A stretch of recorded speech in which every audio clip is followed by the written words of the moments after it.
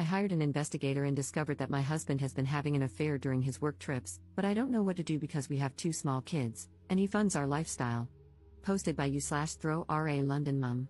My husband, 47M, and I, 44F, have been married for just over a decade, and it has been, for the most part, a loving marriage centered around our two beautiful children. Of course, I've had grievances. He travels a lot for work, is constantly glued to his phone, and sometimes abruptly pops out for errands that he has always been incredibly vague about. Initially, these didn't concern me too much. He has a very demanding job that has allowed us to have a lifestyle I never thought possible, enabled me to leave work to be with the children, take us on wonderful holidays, and send the children to a great school. I always felt that complaining to him about his work, phone, computer, and random emergencies would be selfish, considering everything he does for us. However, 2 weeks ago, I started getting really suspicious after I found a condom in the inside pocket of his blazer. There was no reason for him to have it there, as we only ever have sex at home, and frankly, it isn't something we do as often as we used to. This prompted me to do something I never thought I would do. I found an opportunity to get into his phone when he wasn't looking. I'm not sure what I was looking for. I first checked his photos but couldn't find anything. Then I decided to check his messaging apps, WhatsApp, Telegram, but both were password locked, which I found very odd. Only a message could be accessed, but there was barely anything there. At this point, I had a sinking feeling that something was up. Last year, a friend was in a similar situation and used a digital investigator to learn more about her absent and secretive fiancé. The investigator discovered that this man had been living a complete double life, with a long-term girlfriend in Edinburgh and, unbelievably, an entire business he had set up and was earning money from. She had no idea about the business or all the money he was making, and no doubt spending on his girlfriend. I asked for the investigator's details and requested that they pull together anything and everything they could find about my husband. The investigator spent about a week digging online and came back to me with a report that changed my life forever. I got a call from the investigator, warning me that my husband's report would be a very difficult read and that I should open it in private at a time when I would be able to process it fully. Since receiving it, I have barely been able to eat, sleep, properly take care of the kids, or speak to him, and yet he is so absent-minded that he doesn't even realize something is wrong. It turns out that my husband of over 10 years has been, 1. Having an affair with a woman 15 years his junior.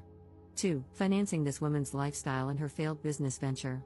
3. Attending sex parties with her, where they have sex with other partners. 4. Posting in a revolting online sex forum, including pictures of his privates and details of his addiction to porn and escorts to his creepy online friends.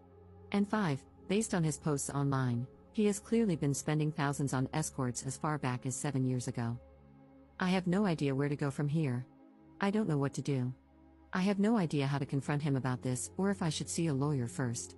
I know the obvious decision is to simply divorce, but our children are 9 and 7. I have loved him since we first met 14 years ago, and I know that I have a place in his heart too, in spite of these actions. If he is truly an addict, then maybe there is a way to get through this if he agrees to treatment? I am a complete mess, and I can't talk about this to anyone in person just yet. Any advice you have for me would be really appreciated. Relevant comments. Commenter. You are allowing your love of a cushy, expensive lifestyle to cloud your good judgment. You deserve better. Your children deserve a happy home, which this will never be with a parent who is any kind of addict. You will lose respect for yourself if you stay. Your peace of mind will have been sold for 20 pieces of Gucci. Get through the holidays any way you can. If your hubby becomes suspicious, blame it on holiday stress. Give your kids one last nice holiday season. Right after the first of the year, call a few divorce attorneys and interview them.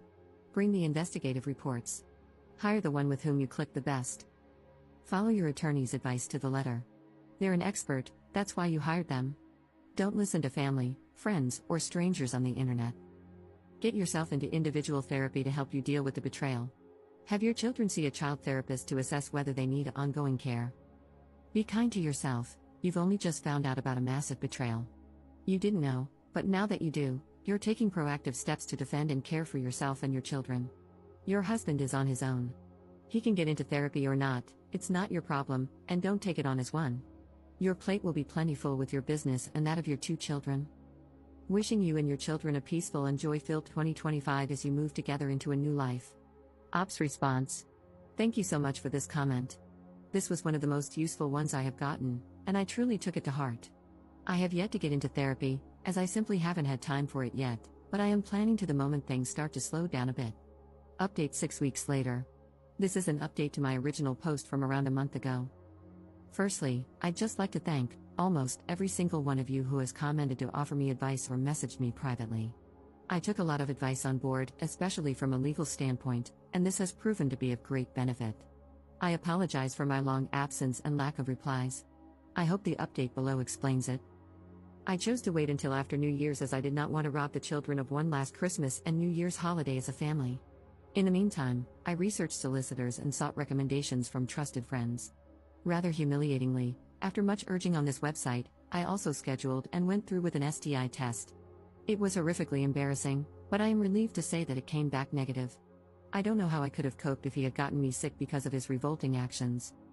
He made my job incredibly easy by flying out for a work trip, not that anything he says could ever be trusted, on the 2nd, and I immediately got the ball rolling, met with the solicitor, packed up all of his belongings into 6 suitcases, had the locks changed, and spoke to a child psychologist to work out the best way to explain things to the kids, who are far too young to understand the full picture, of course.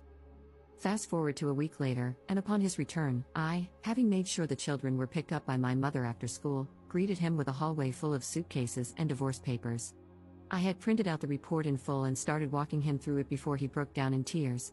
It was a compulsion, he was unbelievably stressed, and if I left him, he would have no choice but to marry the other woman, whereas he would end it immediately if I took him back.